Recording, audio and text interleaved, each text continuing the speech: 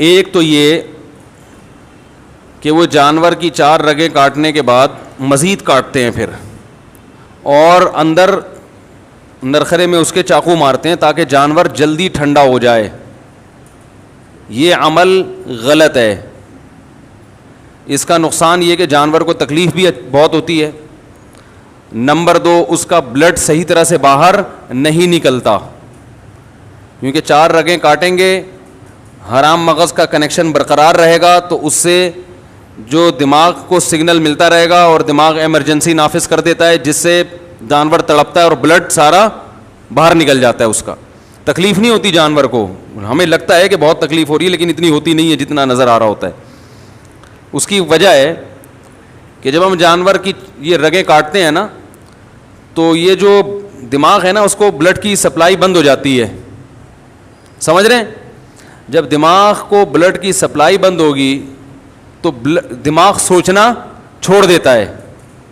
دماغ کا صرف وہ حصہ کام کرتا ہے جو قدرت نے حادثات کے لیے رکھا ہوا ہے. ابھی تو دماغ کام کر رہا ہے نا آپ لوگوں کا، جو نارمل والا دماغ بھی الحمدللہ. تو پھر سمجھیں یہ بات کو.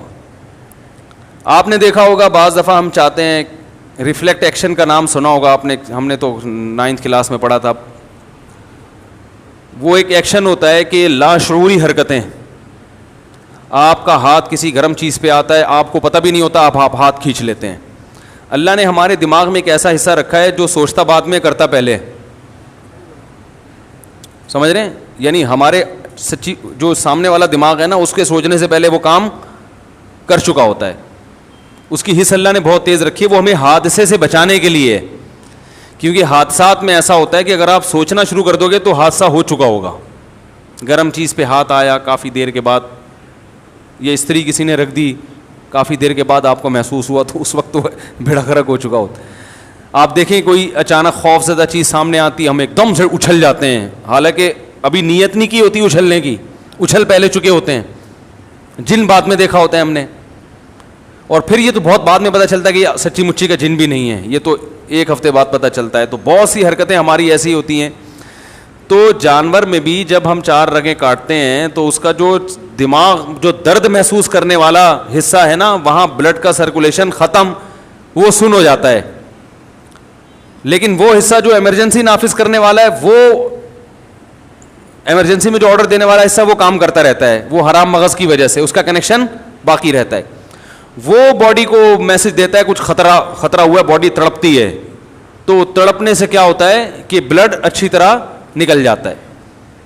کسائی کیا کرتے ہیں، وہ نوک لے کے حلق میں ماری اس کے، تو وہ جو اس سے وہ رگ کٹ جاتی ہے حرام مغز والی، جس سے دماغ کا مکمل کنیکشن باڈی کے ساتھ ختم ہو جاتا ہے.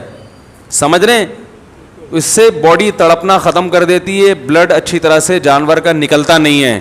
تو یہ طریقہ مکروہ ہے، ناپسندیدہ ہے. شریعت نے جو ذبح کا طریقہ بتایا ہے اس کے خلاف ہے. ایک اور مثال سے سمجھاتا ہوں. دیکھو چھپکلی ہے نا، چھپکلی دیکھی ہوگی. اکثر جب ہم چھپکلی مارتے ہیں تو اس کی دم کٹ جاتی ہے، دم تڑپتی ہے، اس سے جان نکل رہی ہے. لیکن دم کو تکلیف ہوتی ہے؟ اس لیے نہیں ہوتی کہ اس کے پاس تکلیف محسوس کرنے کے لیے دماغ نہیں ہے.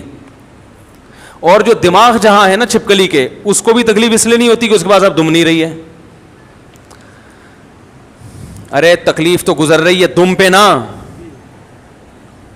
دم پہ تکلیف گزر رہی ہے، خوب تڑپ رہی ہے. لیکن دماغ جو اس تکلیف کو محسوس کرتا، وہ اس لیے محسوس نہیں کرتا کہ جس پہ تکلیف گزر رہی ہے وہ اب دماغ کے پاس ہے نہیں، اس کا دماغ سے کنیکشن ختم ہو چکا ہے.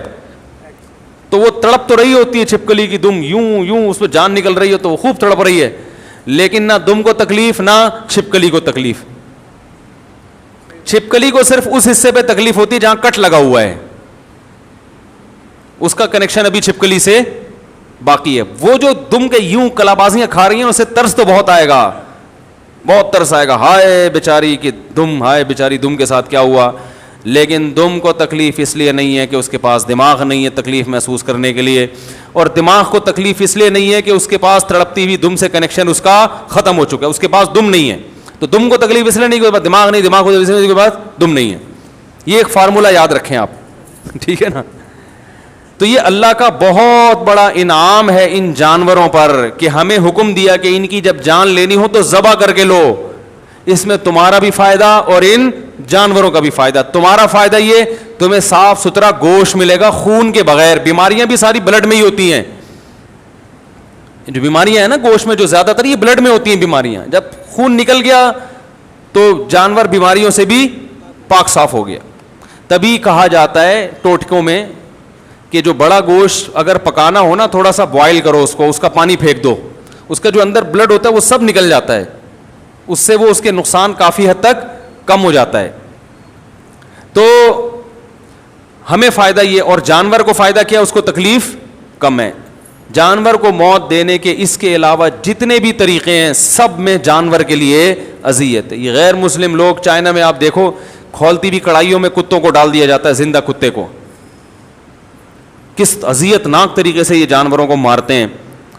یہ باقاعدہ ریسرچ ہوئی ہے اور اس پہ انگریزوں کی تحقیق ہے کہ جو مسلمانوں کا طریقہ ذبح کرنے کا اس میں جانور کو تکلیف بہت کم ہوتی ہے. تو اب قصائی کو آپ اس بات کا پابند کریں کہ 4 رگیں کاٹے اور پھر وہاں سے ہٹ جائے. اور بہتر یہ ہے کہ سب قصائیوں کی بات نہیں کر رہا بھائی, جو میرا بیان سن رہے ہیں ان کے علاوہ کی قصائی ہٹتے نہیں ہیں کیونکہ ایمرجنسی میں جلدی میں ہوتے ہیں. ان کو بہت قصائی اس دن دنیا کا سب سے قیمتی آدمی ہوتا ہے.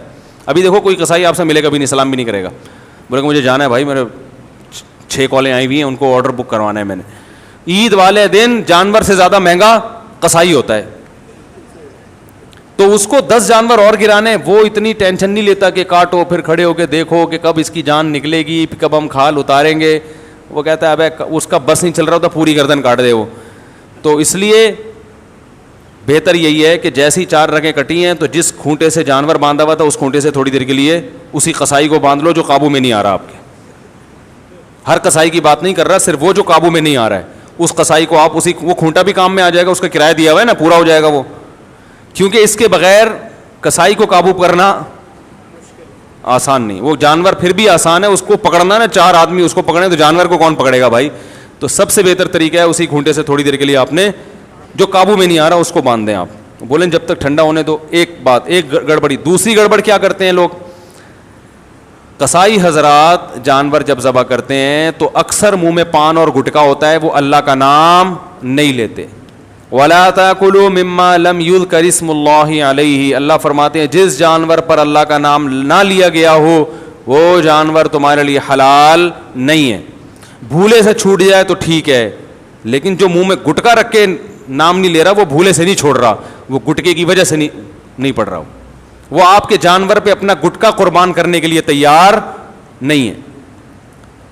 تو اس سے بولیں زور سے اللہ کا نام لو, بسم اللہ اللہ اکبر, زور سے. اور یہ مرغیوں والوں سے بھی کہا کریں, ان کو بھی بسا اوقات دیکھا ہے منہ میں ہی منمنا رہے ہوتے ہیں کچھ. بھائی اللہ کا نام جب زور سے لینے کا حکم ہے تو لے لو, کیا جا رہا ہے اس میں.